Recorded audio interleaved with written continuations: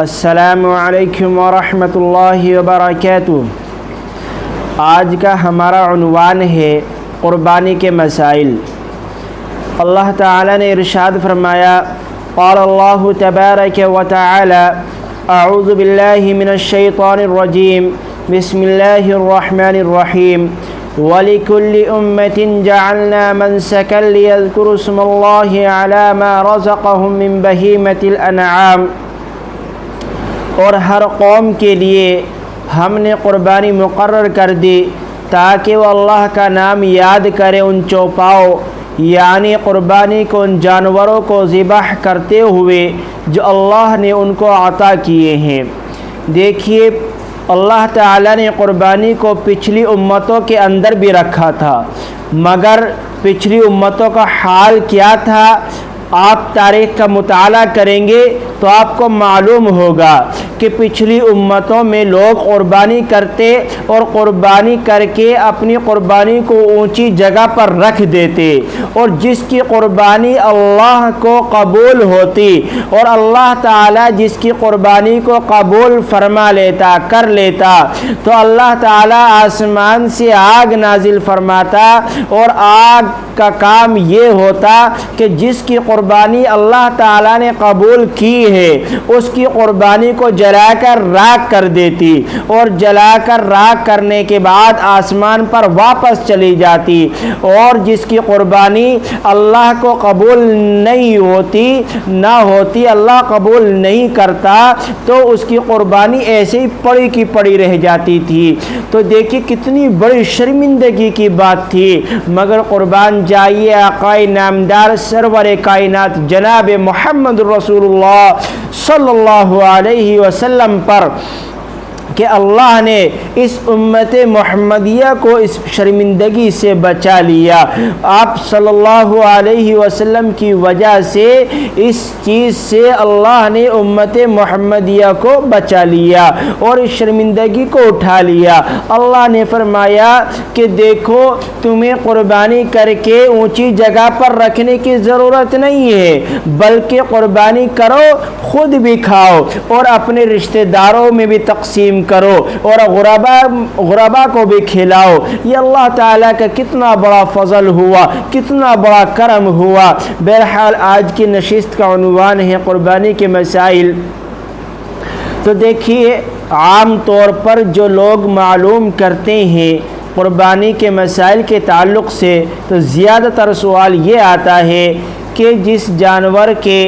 سینگ نہ ہو یا کٹ گئے ہوں تو اس جانور کی قربانی کر سکتے ہیں یا نہیں کر سکتے۔ تو دیکھیے، اگر کسی جانور کے سینگ کٹے ہوئے ہیں، کچھ حصہ سینگ کا کٹا ہوا ہے یا سینگ کے اوپر کا خول اتر گیا ہے، تو ایسے جانور کی قربانی درست ہے، کر سکتے ہیں، ایسے جانور کی قربانی کوئی حرج نہیں ہے۔ اگر سینگ میں چوٹ لگنے کی وجہ سے، سینگ ٹوٹنے کی وجہ سے دماغ تک اثر پہنچ گیا ہے اور دماغ کی ہڈی میں سوراخ ہو گیا ہے، تو ایسے جانور کی قربانی نہیں کر سکتے، ایسے جانور کی قربانی درست نہیں ہے۔ اسی طریقے سے عام طور سے جو سوال معلوم کرتے ہیں، جو سوال کیا جاتا ہے قربانی کے تعلق سے، وہ یہ کیا جاتا ہے کہ اگر کسی جانور کے پیدائشی طور پر سینگ نہیں ہے یا بچپن میں ہی سینگ کی جگہ آگ جلا دی گئی ہو تاکہ آگے سینگ نہ نکل سکے، ایسے جانور کی قربانی بھی کر سکتے ہیں، اور ایسے جانور کی قربانی درست ہے، کوئی حرج نہیں ہے۔ جس جانور کے پیدائشی طور پر سینگ نہ ہو، ایسے جانور کی قربانی درست ہے، کر سکتے ہیں، کوئی حرج نہیں ہے۔ اسی طریقے سے عام طور سے جو سوال کیا جاتا ہے کہ کسی جانور کے کان نہیں ہے اور کان کے بارے میں زیادہ تر معلوم کرتے ہیں کہ جی کان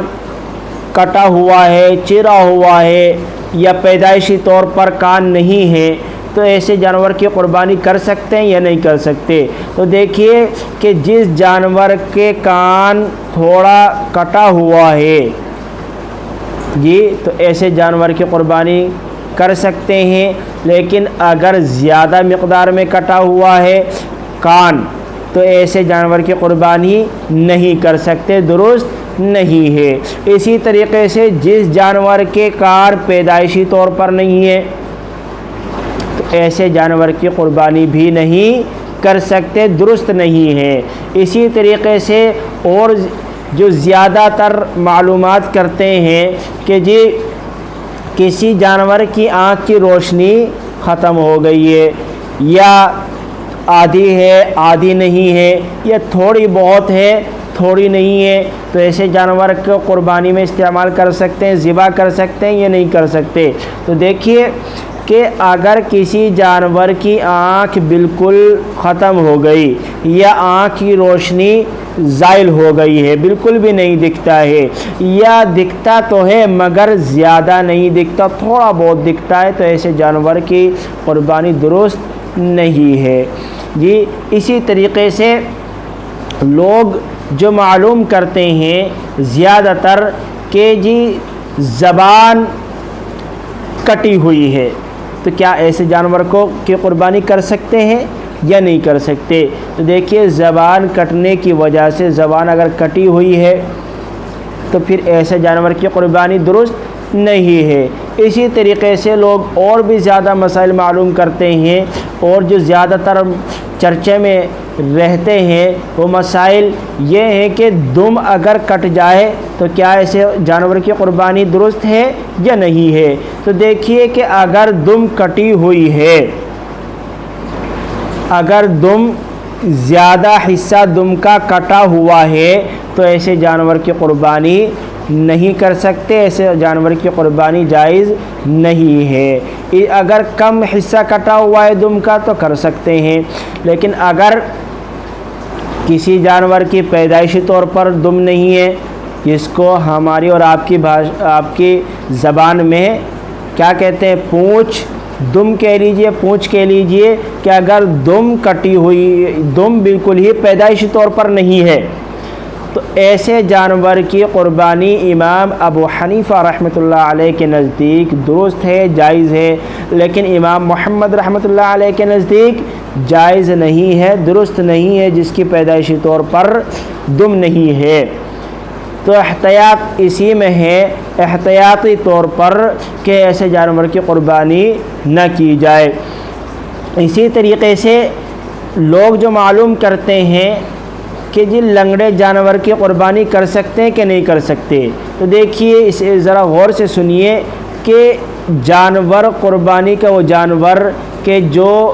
3 پیر پر چلتا ہو اور چوتھے پیر پر وہ نہیں چل سکتا، تو ایسے جانور کی قربانی نہیں کر سکتے۔ لیکن اگر وہ چوتھے پیر پر بھی چل سکتا ہے، چل رہا ہے، مگر ہلکا سا لنگڑا پن ہے چوتھے پیر میں، لیکن اس پر وزن دے کر چل سکتا ہے، تو ایسے جانور کی قربانی کر سکتے ہیں، کوئی حرج نہیں ہے۔ لیکن اگر وہ چوتھا پیر نہیں رکھ پا رہا ہے اور لنگڑا ہے تو ایسے جانور کی قربانی آپ نہیں کر سکتے۔ اسی طریقے سے جو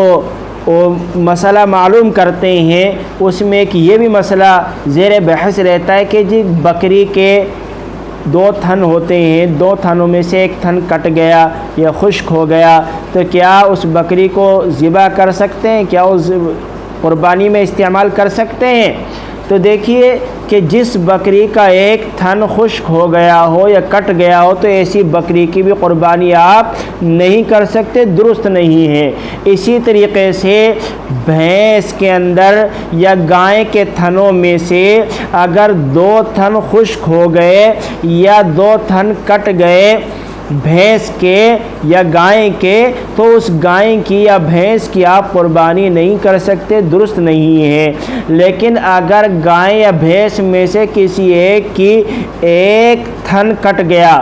یا ایک تھن خشک ہو گیا تو تو اس گائے یا بھینس کی قربانی آپ کر سکتے ہیں۔ اس بھینس کی یا گائے کی قربانی کرنا درست ہے، کوئی حرج نہیں ہے۔ اور انشاءاللہ اگلی ویڈیو میں آپ کے ساتھ ملیں گے اگلے سوال کے ساتھ میں۔ آپ کو اگر کوئی سوال معلوم کرنا ہے تو آپ کومنٹ کیجئے اور SMS کیجئے، آپ کے سوال کا جواب دے دیا جائے گا۔ اللہ تعالی ہمیں اور آپ کو خوش و خرم رکھے اور شریعت کے مطابق چلنے کی توفیق عطا فرمائے۔ السلام علیکم۔